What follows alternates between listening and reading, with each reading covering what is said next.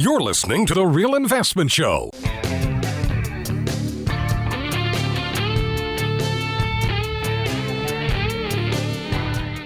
Moody's debt downgrade. Tons of headlines running out over the weekend. I got so many emails over the weekend. There's so much concern. Videos are coming out, headlines, Moody's debt downgrade.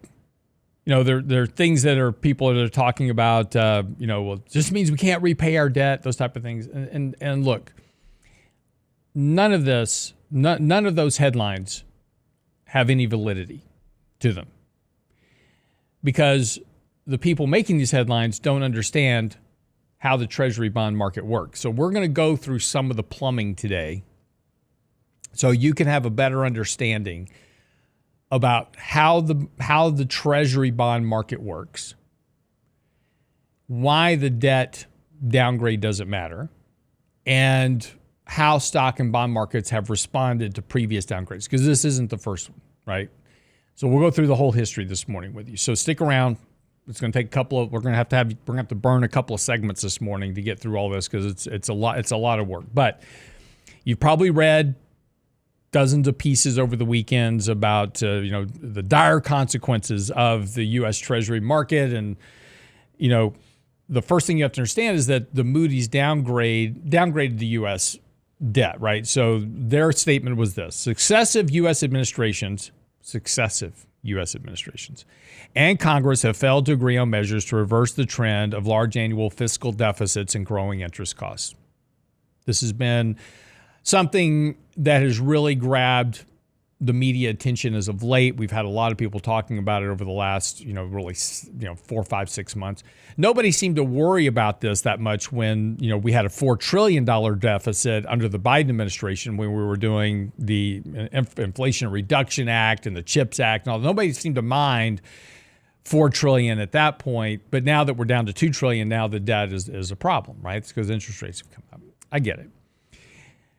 The mainstream take here is that the U.S. will never be able to repay its debt and interest because the costs have now exceeded $1 trillion a year. That's the concern. However, once you understand the monetary system, both those assertions don't make any sense. So I've got this chart for you, which is how the economy prints money. And so the government, the Fed, the banks, households, this is basically the balance sheet of how it works. What you have to remember is that when the government issues, so we have a deficit. What is a deficit? A deficit is simply the fact that the government has spent more money than it has taken in revenue, just like most households today. They bring in so much revenue, but their cost of living exceeds their income, so they go into credit card debt. It's the same idea, right? Very different structure, mind you, but it's the same idea. We just have spent more than we've taken in revenue. Now, unlike a household, governments can print more money. Households can't. Well, you could, but it's called counterfeiting, and you go to jail for that. But governments can print money as long as they are a sovereign issuer, right? So one of the problems that the Eurozone has gotten itself into is this whole Eurozone monetary system where these countries Germany gave up their ability to print the Deutschmark. So they don't have their ability to print their own currency. The U.S. does. Now, I'm not arguing that that's a good thing, right? I'm just telling you the way the function works, because this balance sheet is very important. Because this is what you have to think about. Where does the money go? Right? So the government is spending money. They're spending more money than they're bringing in revenue. Where's all that spending going? Is it just going off into the ether sphere somewhere, just magically disappearing out of the world? Or is it getting spent on things that wind up into the U.S. economy? Now think about that for a moment. Where does the money go? It's got to go somewhere. It winds up on the balance sheets of households and corporations. U.S. government says, okay, we're going to spend $1 billion repairing a road or a bridge or whatever it is. Well, you have to hire workers. You've got to hire construction crews. You've got to buy the materials. All that winds up on the balance sheets of the workers, the corporations that supply the products, the people that do, organize all the transportation, all that stuff, right? They're all receiving money from the government. Social Security, Medicaid, welfare, all winds up in the household balance sheet. Now, this is crucial to understand because it's a transfer of assets from the government to the U.S. household. Where does the household put the money? Winds up in the bank. What does the bank do with the money? It increases their reserves. What do they need in order to do their lending? They need collateral, treasury collateral. They buy more bonds. So this idea of the money is that it's a big circular function within the government and the country.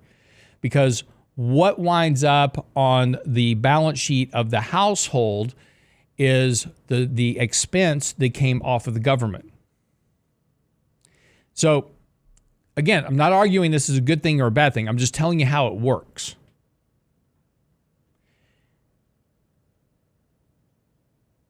When you downgrade the debt, it changes nothing for that operational system. And by the way, the downgrade, just so you understand, they lowered it one tick. So it went from AAA to AA plus. That's it. Just so you're in line with the debt downgrade.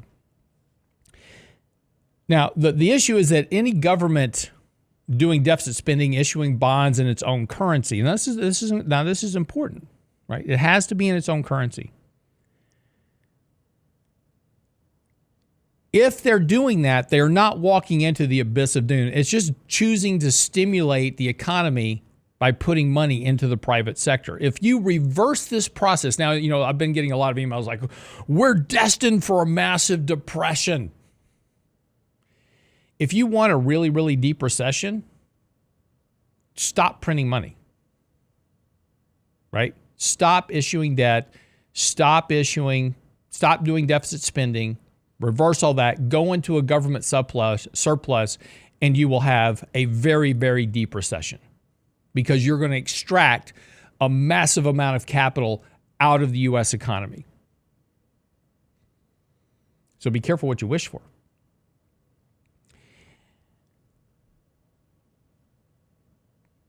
The process of all this, right, is very important to understand. But here's what's even more important about this, is that the downgrade doesn't affect the risk-free basis or the value of the reserve currency. It doesn't change that dynamic at all. The banks need to buy the bonds. The primary dealers buy the bonds so when the government comes to auction, they say, okay, we're going to auction debt. Doesn't change anything. It is still the premier gold standard risk-free asset in the world because there's no other alternative. The rating changes nothing about that. Pension funds, institutions, foreign holders of bonds, they buy treasuries. In fact, that brings up something real quick, just while I'm on this. I just posted this out on X this morning. Brent, give me just 1 second to find this. Lots of conversations as of late about how the foreigner, I got two charts here, Brent, coming up. So this one and one more after this one. Lots of conversations about foreigners are dumping U.S. debt. They don't want it anymore. And I've been telling you that's not true at all. In fact, foreign purchase of U.S. Treasury bonds and notes are some of the highest levels on record right now, as of the latest report. Brent, I'm going to change charts.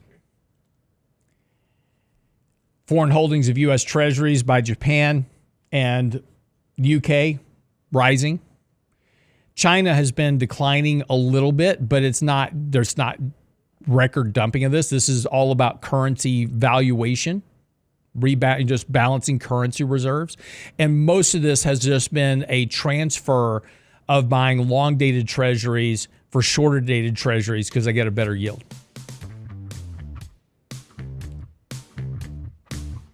So all this headlines that you've been reading are wrong. But we're going to come back and look at the previous debt downgrades and how the stock and bond markets reacted to it so that you can get a better handle on probably what happens next. Don't go away. You're listening to The Real Investment Show.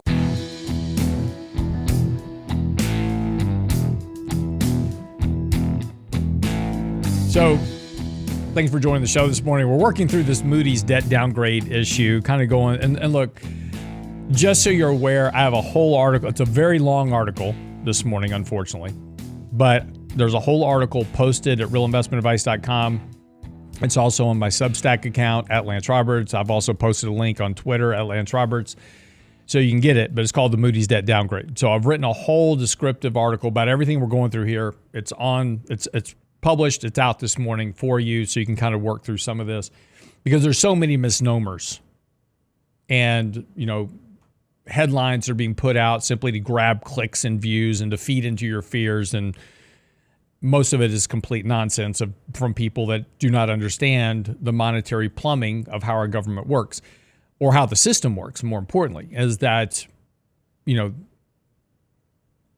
if you don't understand that, making all these claims about, the end of the world as we know it because of the debt is laughable. But and I saw an interesting piece this morning. It's a guy published out a piece this morning showing the trajectory of our debt to GDP, just, kind of the straight 45-degree angle up. And by 2050, we'll be at 120% of debt to GDP. Japan's at 240. They're still here, right? They're not bankrupt. But yet we're worried about 120% of debt to GDP, and it's the end of the world as we know it, right? I wish we could use copyrighted music because that'd become our new theme song. But anyway, I've got an article out this morning. So again, this is not the first time that I'm going to have to go. This is pretty chart heavy, so we're going to move pretty quick this morning. But again, if you go to the website, Substack, X, links to the article so you can take your time. I've got lots of context around everything I'm writing, so you'll have it there. But this, again, this isn't the first time that we've downgraded debt. In 2011, August of 2011, we were in the middle of the debt ceiling debate under the Obama administration, and we're trying to figure out how to lift the debt ceiling and issue more debt. There was this big standoff in government.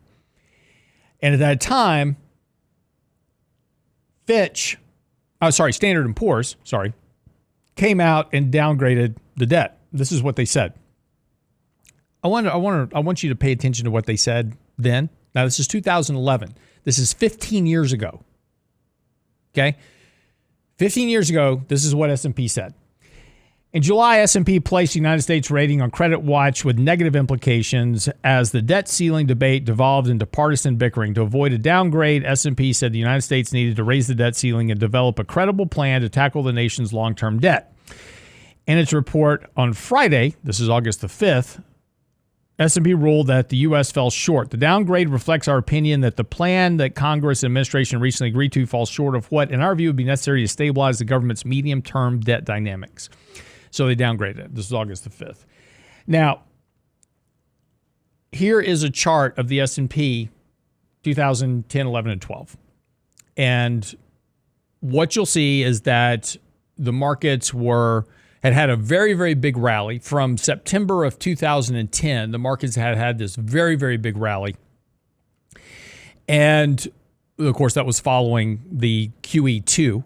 By Ben Bernanke at the time, back in August, September, markets had sold off because QE1 had ended in May, June. markets sold off. They came in with QE2, so we had this big rally in the market. So markets were very overbought, very extended, needed some catalyst for a pullback. Plus, this is summer, right? So QE2 was ending. So we've now run out of QE. We're in the middle of summer. We have this debt downgrade, and the market sells off. Now, in September of that year, Federal Reserve steps in and says, okay, we're going to do Operation Twist. And we start doing Operation Twist on that. And the market started recovering and going off. So the market did respond negatively to that announcement because the markets were extremely overbought. Again, as we said before, when markets are moving higher, you get a lot of momentum in the markets and nobody wants to sell because they're worried about the markets going higher. They don't want to miss out. So that was a good reason for traders to come in and take a profit. So the markets did react negatively initially to that debt downgrade, and then it was over and markets took off and started rallying. Of course, we then had the rally for the next 10 years in the markets following that. But here's what bonds did. So same type of chart, same 3-year period. And initially, when you had the debt ceiling downgrade, yields spiked momentarily and then declined further. So again, this whole concern is like yields are going to go to 6, 7, 8% because this debt downgrade didn't happen in 2011. Then today's different than then, right? But again, we have to look back at history. How did bond markets react? Because again, if the debt downgrade doesn't matter to the buyers of treasuries, then why are yields going to rise? Right? Something about. Now, so you remember, interestingly enough, that what S&P said is that there was no credible plan for deficit debt reductions. Okay. August 1st, 2023. So remember, August 5th, 2011 is the S&P downgrade. Almost exactly 12 years later, August the 1st of 2023, Fitch downgrades the U.S. debt by 1 notch, outlook stable, those type of things.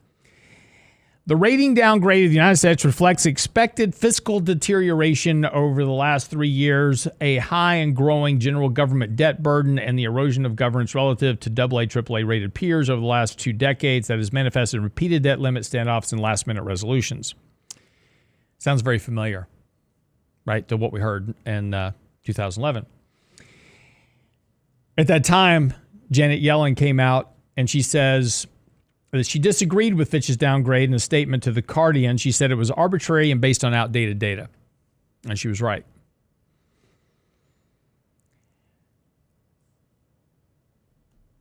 Jamie Dimon, who is the CEO of then and now of JP Morgan, said the most salient statement regarding the Fitch downgrade at the time. And this really applied to the S&P downgrade, applies to the Moody's downgrade today.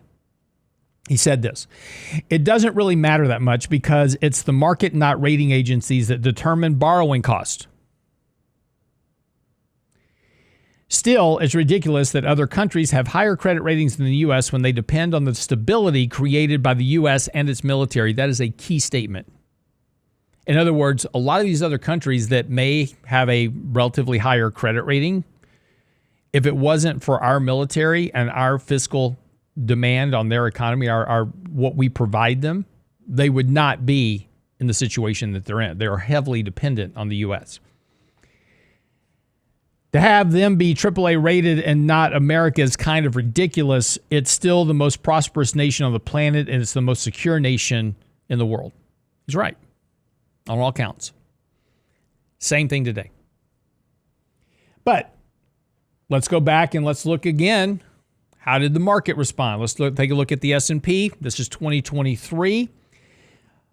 Markets are so we have this very strong rally that starts in October 2022.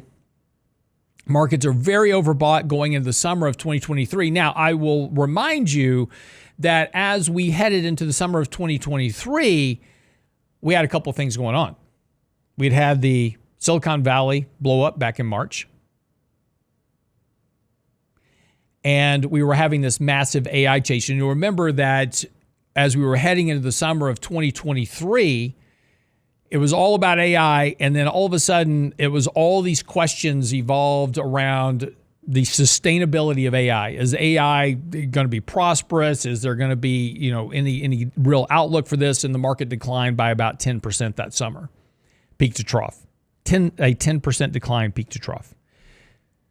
After that massive rally from October 2022, again, the market just needed a reason to sell off, and that was as good of reason as any. So in both cases, when we had debt downgrades, markets did temporarily, bring that chart back up for me real quick, Brent. Markets did temporarily respond negatively, but though in both cases, that decline in the markets was a buying opportunity for equities. Why? Because the debt downgrade doesn't matter. All that matters for the markets is forward earnings and forward earnings expectations, and doesn't matter what the debt is rated. But let's talk about the debt. This is Treasury bonds. Same time frame. We had the debt downgrade and basically yields spiked momentarily and then went down. Again, because what drives yields is not the rating. It is perceived inflation, it is economics, and it is term premium. And if you take a look at where we are right now with inflation at 2.3%, you add that to 2.4%, 2.3%, economic growth, that's 4.6. Where's the yield trading currently? 4.5. Exactly where it should be. In both cases, both previous downgrades, and we're going to come back and we're going to look at, where we are currently after the break. But in both previous cases, the debt downgrade, it only really mattered to stocks and bonds for a moment. And actually, in both cases, the markets were exceedingly overbought and needed a correction, and that was simply just part of the catalyst for the correction. But in both cases, the dire predictions of the end of the world did not come true. We'll come back and wrap this up on the other side of the break. Don't go away. You're listening to The Real Investment Show.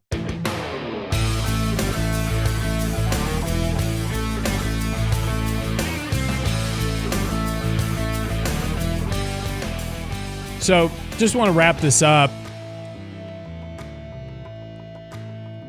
These debt downgrades, again, so I want to take this back to kind of where we started our conversation a little bit, because this is really so very important.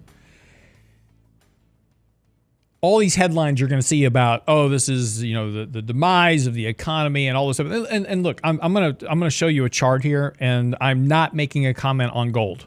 Okay. But, I'm sort of making a comment on gold, but I want to show you this chart. This chart is the performance of the S&P and the performance of gold since 2011, August the 5th of 2011, when we did the first downgrade. So the point of this chart is that if the debt downgrade was the end of the world as we know it, you wouldn't have this performance gap between gold and stocks, right? Stocks would not have performed because the economy would be in collapse and all this other stuff. So all this narrative, that's good, Brent, all this narrative about the demise of the U.S. because of the debt, the demise of the U.S. because of the deficit, the loss of reserve currency because of, all these things.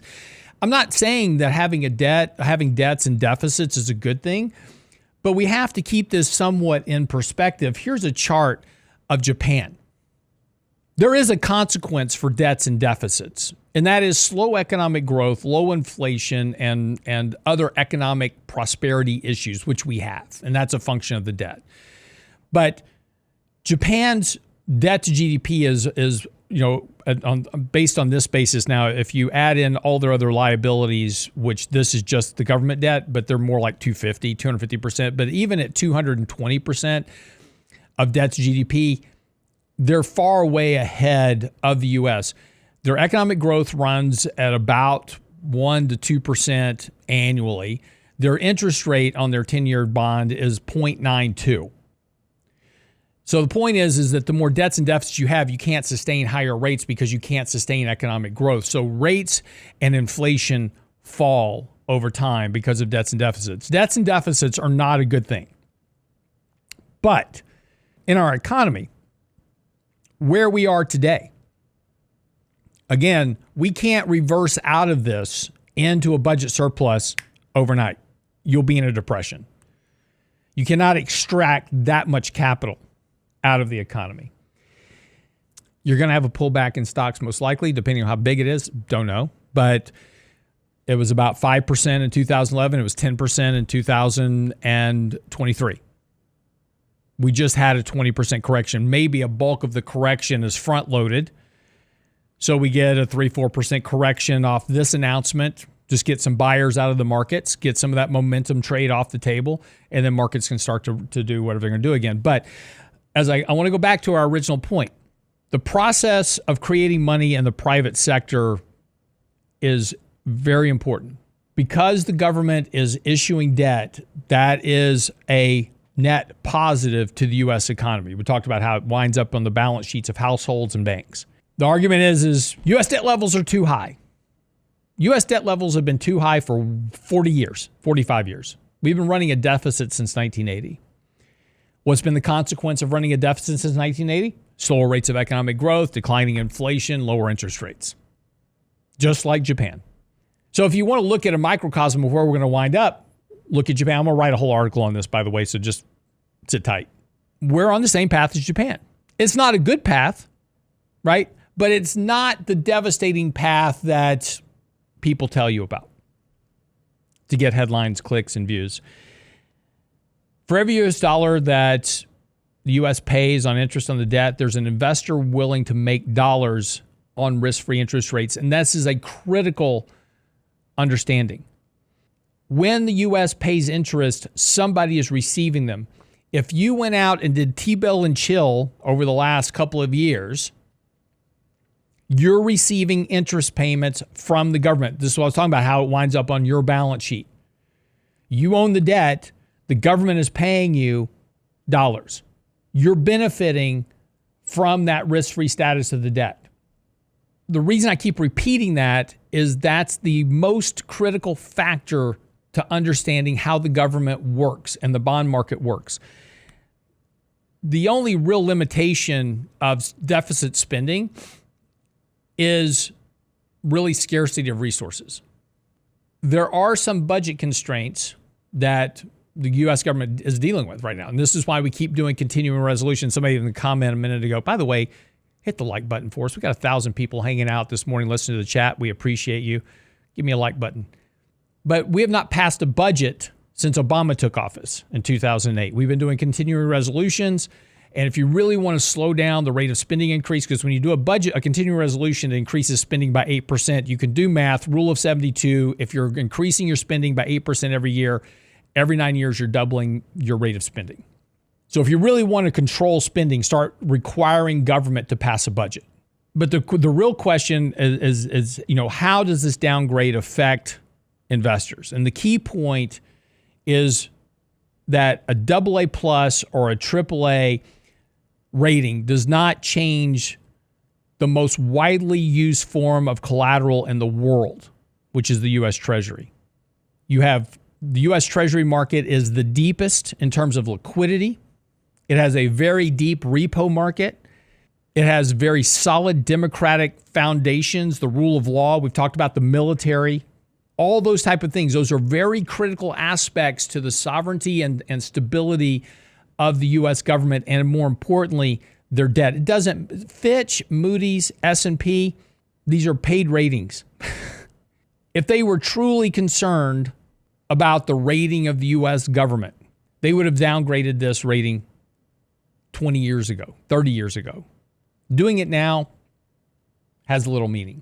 At the end of the day, commercial banks, huge buyers of treasuries, institutions, huge buyers of treasuries, pension funds, municipalities, banks, individuals, foreign institutions, foreign pensions, anybody that needs to store collateral for any reason. And look, a vast majority of money market funds, pension funds, hedge funds, they are required by their investment policies to own U.S. Treasuries. They have to own risk-free assets.